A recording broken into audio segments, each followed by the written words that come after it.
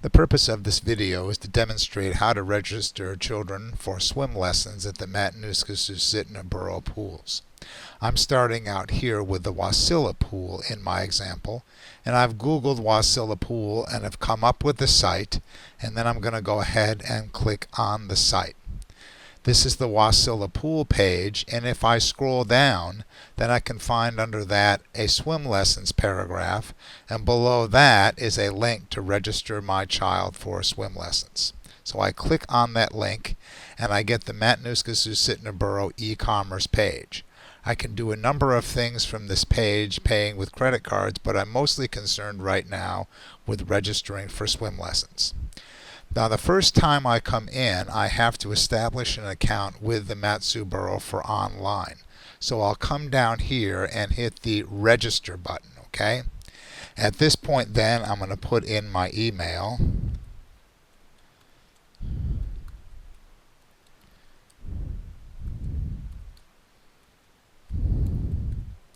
And then it's going to ask me to confirm that email.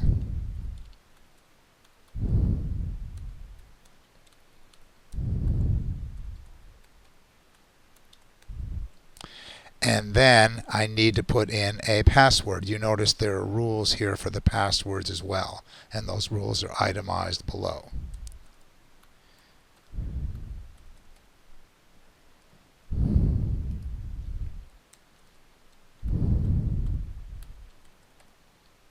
So I put in my password and confirm it. Then I put my display name up here.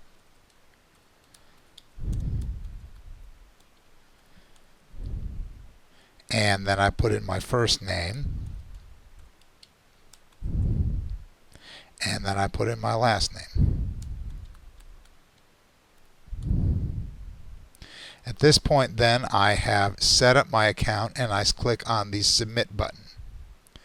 By doing so, then it takes me back to the page, and at this point then I can go in and log on to the swim lessons page. So I click the swim lessons page, but this time I go up here and put in my email.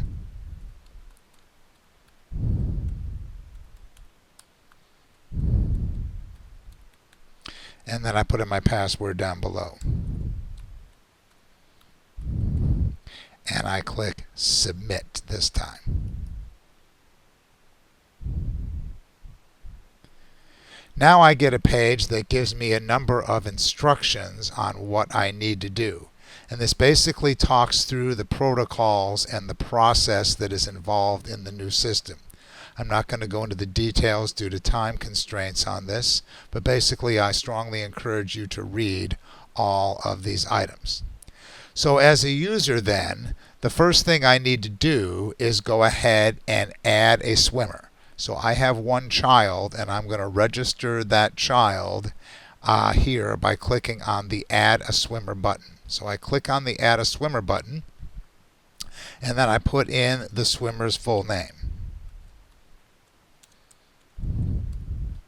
Then I put in their birth date here. Most people are going to type this in individually, which is what I'm going to do here.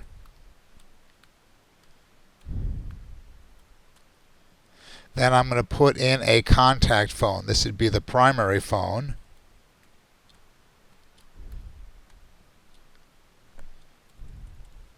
And then I'm also putting in a secondary phone in case they can't reach someone on the primary phone.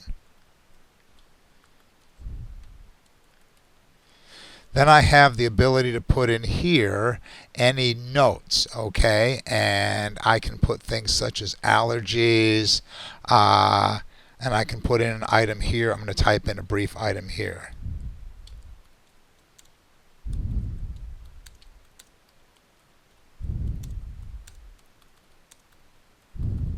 So I have a comment there. Now in the next drop down here, this is basically whether you've had classes, or whether you've been in a class during the last 6 weeks. The importance of this is that if you've been in a class the past 6 weeks, you will get a preference in getting into classes during this registration period. If you have not, then that's okay, but you will go behind the priority of the people that have been in classes up to this point. So I'm going to put in the last course end date, which I'll put in there as June 16th. Okay? So now I've entered in my swimmer, birth date, contact information, and at this point then I go ahead and add the swimmer. Now I'm brought up a screen on the release of liability. This is basically a standard form that you need to sign electronically if your swimmer is to participate in programs at the pool. So please read this carefully, and when you are satisfied and you're willing to comply with that, put in your signature down below. Okay, so I'm going to type in here my name. Okay, and then complete signing. Okay, so once again, it comes up here. It has all the information contained, including the release of liability, the date that I signed up, who signed up, and then at this point then I am done setting up my swimmer. Okay, so now I'm back to the main swim page again, and if I scroll down here, now you will see an item under my swimmers. Okay, and I have Swim Kid under my swimmers.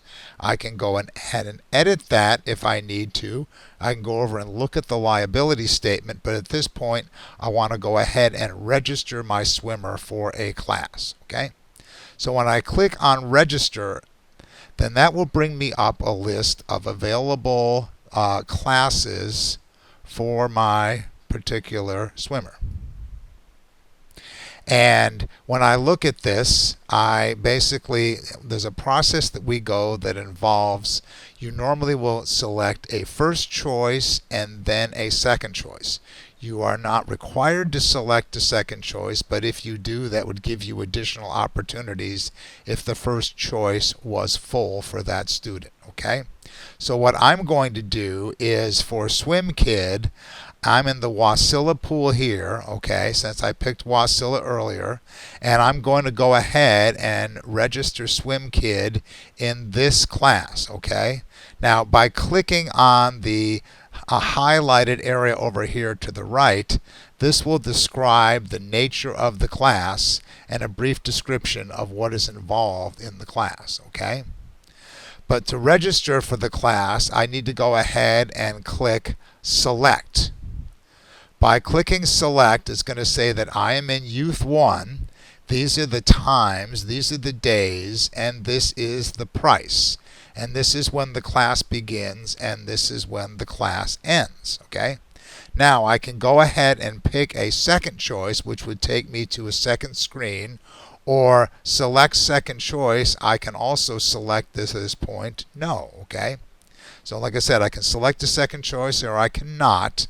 And then at that point then I go ahead and complete the registration. Okay? So now at this point we're going to get a little thing that says working on it. And then when we're done with this working on it portion, I will then be returned back to the main swim menu. Okay? Now at this point, notice that I have a pending registration. That means that I have signed up my student, but we have not reached the end of the registration period, and my student has not yet been placed in the class. Now normally you will be able to sign up throughout the entire registration period, and students will not be assigned until the registration period is over. So this is a significant change in how processing and signing up of students has occurred in the past. So right now pending is what I want to see here. In the next video, we'll show what happens when your student is placed in a class. When the student is placed in a class, then you will receive an email notification and an invoice to pay, and we will cover that in a subsequent video.